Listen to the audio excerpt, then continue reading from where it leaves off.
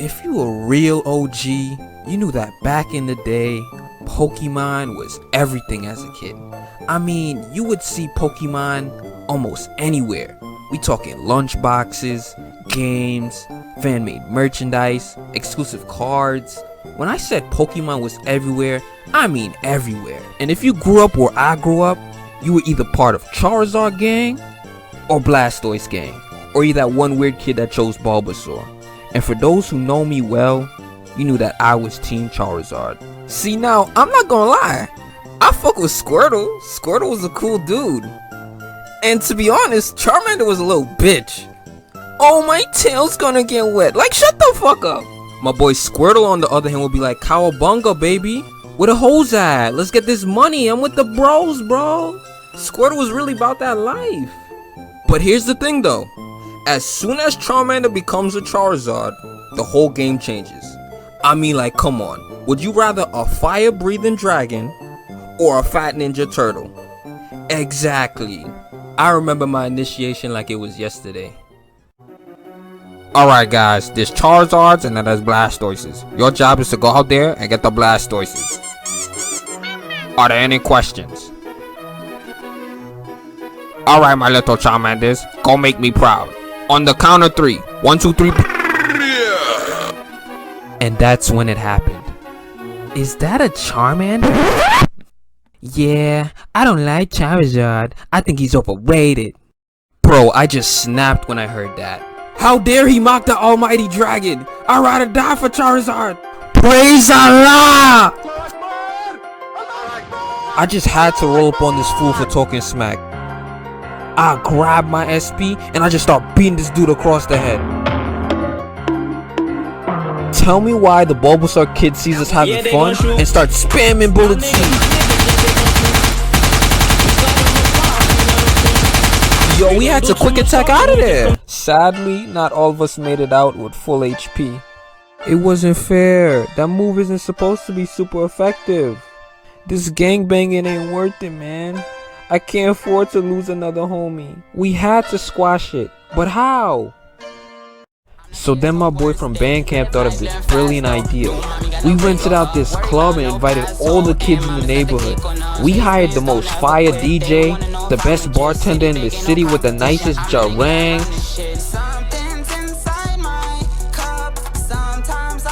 Yo, for a bunch of kids, we were getting turned the fuck up. Ryan, this is the best party ever, bro. I know. Even when times got rough, one thing that would always cheer me up at the end of the day was the Pokemon show. I don't know, man. It was something about it that just had me hooked. I will never forget the first episode. There's this kid named Ash, and he wants to be the best like no one ever was. So this dude wakes up late, and everything's going wrong. The Pokemon he got don't even like him. Just when you think things couldn't get any worse, these birds start flocking on my boy. And that's when the magic happens, you see. Yellowmon comes to the rescue and he's like, hey, that's my friend. And he unleashes Chidori on these fools. From this very moment, the legend of Gangsta Chew was born. And the name was known across the Kanto region for generations to come. I remember after every episode, I would always tell my mom what happened. Mom, there's this kid named Ash, and then there's this girl named Misty, and they always do these weird stuff. But anyways, Ash always does his best, and he cares for his Pokemon, and that makes them stronger, and I'm your little Charmander, and you should pay more attention to me, because you love me, right?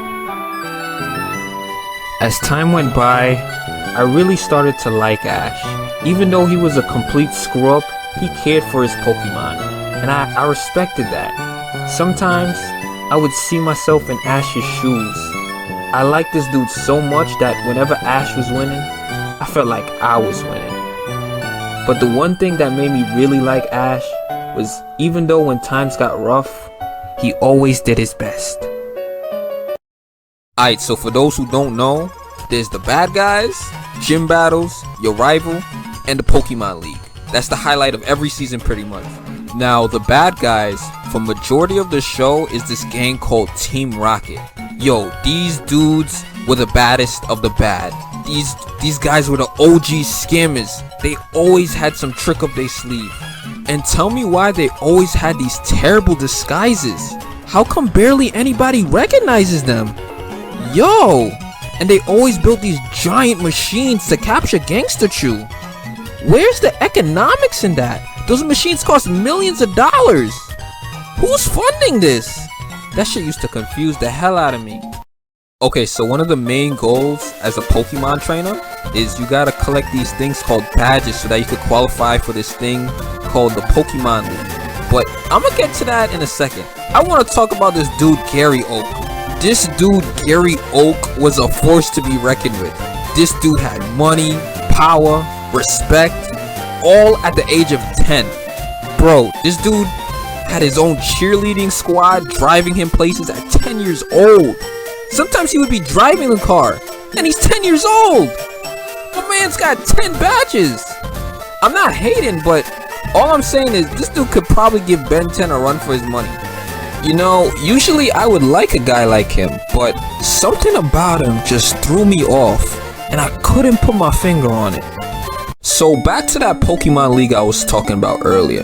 There's this tournament, and if you win, you basically the champ. Before I go even further, you gotta know that the anime battles work a bit differently from the games. For example, if it's a really important battle, the Pokemon with the type disadvantage gets a buff. 99% of the time, you could tell how strong a Pokemon is just by looking at them. The more cool, mean, or really goofy the Pokemon is, the stronger they are. That's just how it works. There is an exception to this rule. You know those cute Pokemon like Gangsta Chew? I kid you not, those are the strongest Pokemon in existence. They might look squishy and cuddly, but trust me, these dudes are packing heat. I'ma just say this. If you ever see a cute Pokemon just chilling and does not care about evolving by any means necessary, do yourself a favor and leave, cause you know you messing with a gangster. So Ash enters the league, and he's doing way better than expected. He's on a winning streak, and all his Pokemon is going clutch. Kingle especially was putting in work. I gotta put my son Squirtle in there just cuz. Unfortunately, Ash loses to this guy named Richie, who we just met. But, you know, Ash wasn't even that sad. He did his best. And to him, that's all that really mattered. Afterwards, Ash goes to this place called the Orange Islands and beats this guy named Drake. He then heads off to Johto. Now, for the most part, Johto was pretty boring compared to Kanto, especially in the beginning. I did like most of the Pokemon he caught in Johto, especially the starters. But what made Johto really special to me was the later episodes. See, now the Silver Conference, that was better than Kanto in my opinion. Ash made a lot of friends, and the battles were just straight fire. But the highlight of the whole tournament was when Ash and Gary were about to face off. The thing was, Gary was no pushover. And what made matters worse was that he had a Blastoise. Ash had to win. His pride was on the line. My pride was on the line. Ash wasn't playing no games this time around. He brought some of his best Pokemon like Elon Muck, Snorlax, and of course, Charizard to the table. It was close, but Charizard came through because the whole hood was watching. The next match was even crazier. Ash's friend who we just met, Harrison, drops the news that he's from a completely different region. He whips out these Pokemon called Kecleon and Blaziken that nobody has ever seen before. The match was close, but sadly, Harrison's Blaziken was just too strong. I was so sad. I really wanted Ash to win this one, but that's okay. There's always next time. Next up is Hoenn. I'ma just say this now. I don't remember much from Hoenn, but what I do remember was Max. I hated this kid. This guy would talk mad shit, and he don't even got any Pokemon. Imagine you gotta borrow Pokemon. I could never. Yo, and there was this Pokemon called Torkoal. This Pokemon was trash. This Pokemon would always take L's. You gotta stop smoking that ganja. That's why you keep losing. I hated that Pokemon, son. I didn't even like most of Ash's Hoenn Pokemon like that, but I did like Trico. I love Trico. That was my boy right there. I don't even want to talk about the league for Hoenn that much. Like, the league for Hoenn was trash in my opinion. There was this one character named Morrison. This dude just sounds dumb. I've never been nervous in my whole life. All that's happening is my heart's beating fast and my throat's a bit dry. Go to rivalry! Ash is making excellent use of this battlefield. Now use Vice Grip again! He's gone! Jump and dodge it! Bro, Ash's final match wasn't even that great. Homie lost to a guy who had Puss in Boots on his team. One thing I did like about Hoenn was the Pokemon contest. That was lit. All of May's Pokemon was fire. I never forget the match between May's Blaziken and Ash's Sceptile. That was crazy. But if I had to say what I really liked about Hoenn, it was the Battle Frontier. That to me made Hoenn shine to glory. There was these dudes called Frontier Brains, and they were really strong. Some of them even had legendaries. Yo, and the battles were so good. There was this one tough cookie named Brandon, and he got all the Reggies. I loved when Ash battled him. Now, what made Sinnoh special was this dude named Paul. Paul was the complete opposite of Ash. All his Pokemon was mean and grouchy, and they never brushed their teeth. He would always disrespect his Pokemon. Cynthia and Brandon tried to warn him, but he wouldn't listen. There was this one Pokemon in particular that he always abused, and that was Chimchar. It got so bad that Paul left Chimchar all alone. You ugly, nobody like you. But Ash found a way. He took Chimchar as his own. You not ugly, come, let we go. They start doing mad push-ups and getting stronger. The league finally comes up. Ash and Paul get matched up. I'm scared as hell. This is more than just a battle. This was a battle of everything I stood for. Things were looking grim, but you know, after all them push-ups and Frenip was going all out, I was so relieved that Ash won. Paul was the biggest threat of the Sinnoh League at that time. I said it in my head, I was like, yes, it's finally over. This is the happiest day of my life. Nothing could possibly take this glorifying moment away from me. Darkrai, I choose you. Why did the music change? Oh no! My jammies!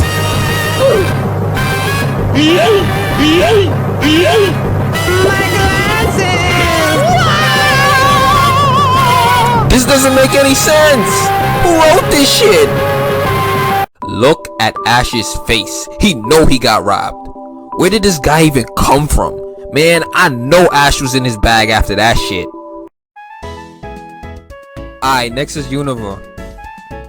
So Professor Oak sees Ash all depressed, and he's like, yeah bro, you need a vacation. Unova nice, you're gonna like it. Yeah man. So they take this vacation, and you know, Ash, he's getting happy, and he meets this guy named Trip. Let's see how this goes. So hey, I'll bet you were so excited last night that you couldn't even sleep a wink. I was the exact same way. Who are you? What's so funny? See, I was just thinking that a guy like you came from the boonies. I don't know if y'all caught that, but this dude is talking mad hot. Does he know who he's messing with? This is the legendary Gangsta Chew. You know what? I'ma let him ride. I can't wait for Pikachu to clap some cheeks. This is gonna be a breeze. Nothing could possibly go wrong.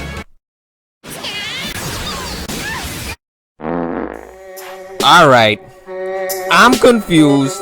This doesn't make sense. Who's responsible? Jason Derulo. I should've known. If I'm being honest, if I had to describe Black and White using a limited amount of words, I would probably say booty butt cheeks. Everybody was a meat writer. Even the meat writers had meat writers. And I'm jacking every character on the show was on drugs. Silent would be down in ecstasy like Scooby-Doo snacks. Everybody got high off their own shit. Bianca was high off that crack. This dude was high off a KFC. The show was so lopsided that even Team Rocket had their stuff together. Like, come on, son. That put a bad taste in my mouth. Bro, and Ash somehow turned ass overnight. He's messing up on basic stuff. Like, what the hell you doing, bye?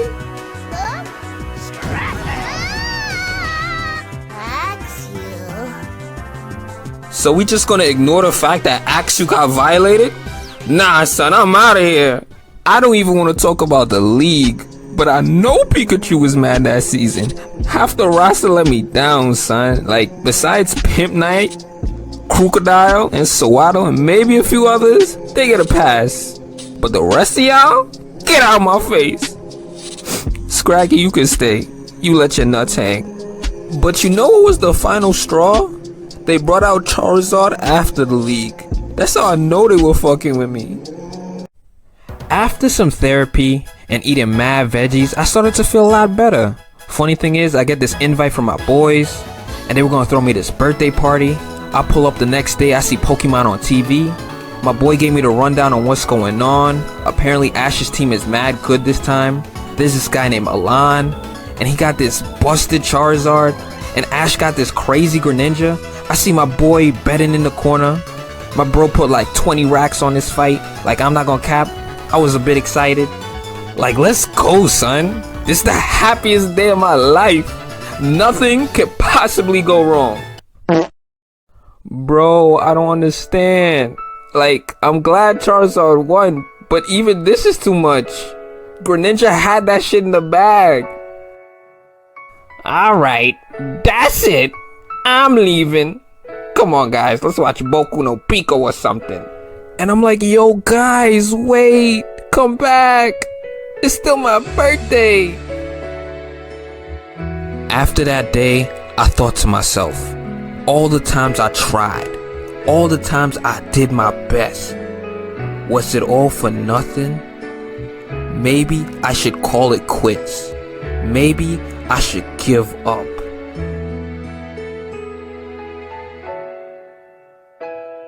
And you know what's crazy? Right when I was about to end it all, it happened. I was confused. The same Ash that woke up late, the same guy that would always screw up, that everybody laughed at and didn't believe in, actually did it. I couldn't believe my eyes. Like, look at my son. Pikachu could finally rest in peace. I honestly thought I was dreaming. But here we are, on top of the world, baby. I still wondered, to this day, how was it possible?